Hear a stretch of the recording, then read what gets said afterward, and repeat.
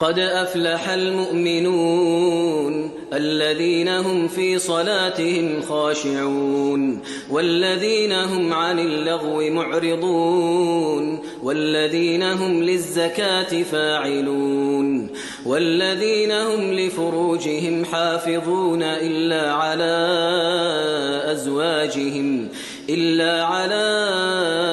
أزواجهم أو ما ملكت أيمانهم فإنهم غير ملومين فمن ابتغى وراء ذلك فأولئك هم العادون والذين هم لأماناتهم وعهدهم راعون والذين هم على صلواتهم يحافظون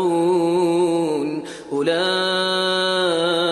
هم الوارثون الذين يرثون الفردوس هم فيها خالدون